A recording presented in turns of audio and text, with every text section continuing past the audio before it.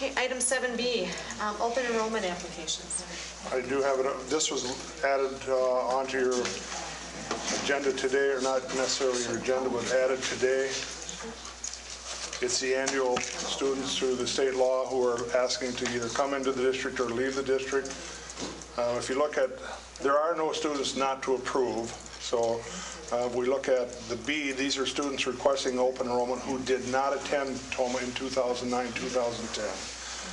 So I took the names off because there's nothing you can do about it. It's a formality unless you don't have space and so on. But if you look at these students, HB is homebound or homeschooled. Last year this list was 37 students. This year we're 17. Last year 12 of them applied to go to virtual school. This year we've got six of them, and they're all, if you look at them, all 6 of them, they're under McFarland. They're looking to go to McFarland. And if you look at the placement, these were all homeschooled students. Right. The second page is the students requesting open enrollment who did attend this year but are looking to go to a different school next year. So these are students we had, and now they want to go somewhere else. Last year we had 45. This year we have 16. 26. Now when I say that, you know, I did not go back and track to see, because these are people who put in. Some will put in for multiple schools. For example, number 7 on the second page, this student is looking at McFarland, Middleton, Cross Plains, and Appleton. Number 11 is looking at Appleton, Grantsburg, and Waukesha. Some of them have, they put in the paperwork and they end up coming back anyway. It's very tough to put your fingers on which ones are looking at, you know, going and coming and staying. You know, they can put in the paperwork and still stay in TOMA, or they could, you know, those numbers can change. They can't apply for any other places. You know, the deadline is gone, but... May I just add one thing on that while you're on that? When we budget for these students, we have to budget with what we have right here, right now. And in the budget this year, it doesn't impact the budget until we finally find out who went where and for how long. And when we look at you know, those Microsoft credits, why are we able to absorb them in the regular budget this year? Part of that is because of the students that open enrolled last year. $115,000 worth of those students never materialized in the budget.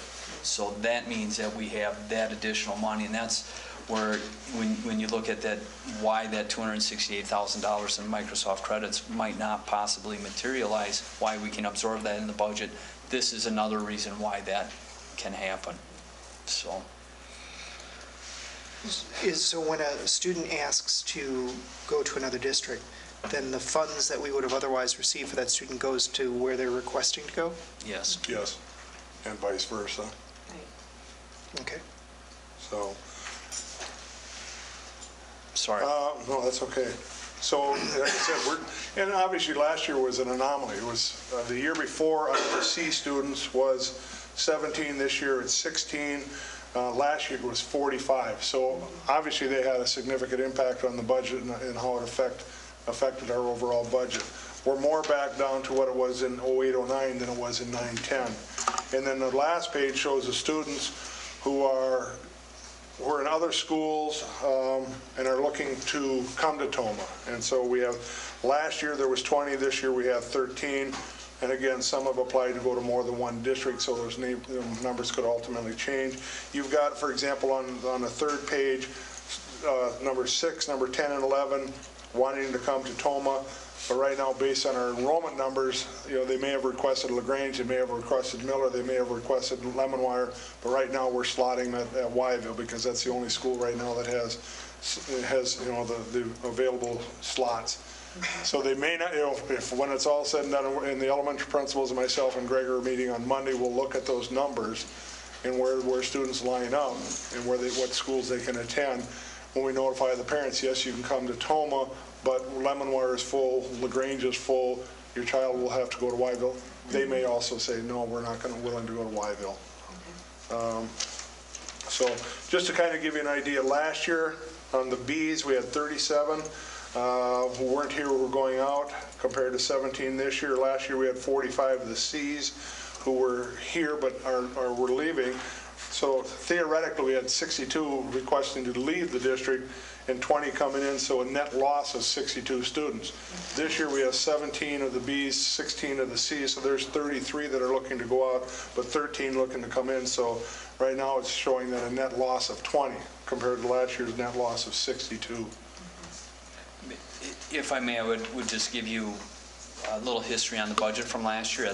When we started the budget process last year, we had $736,305 in the budget for open enrollment going out. In comparison, that was when we were starting the budget in what you approved in June, actually, last year for the 09-10 budget. That's in comparison to the 08-09 budget, which had $373,550, so you can see the impact. When we finally approved the budget, so when you asked the question, Jerry, when do we know? Okay, we adjusted the budget down from the $736,000 that we have at this point in time to what actually showed up to $574,223,000.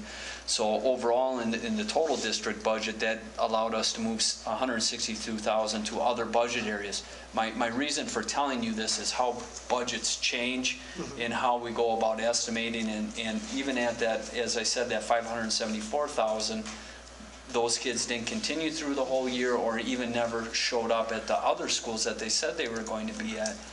So that's why we're actually seeing some savings. So just some food for thought as you're hearing these numbers change, and why can't you hit the nail on the head with some of these things. Those are the challenges we face when we put a budget together. So that's helpful. Thank you.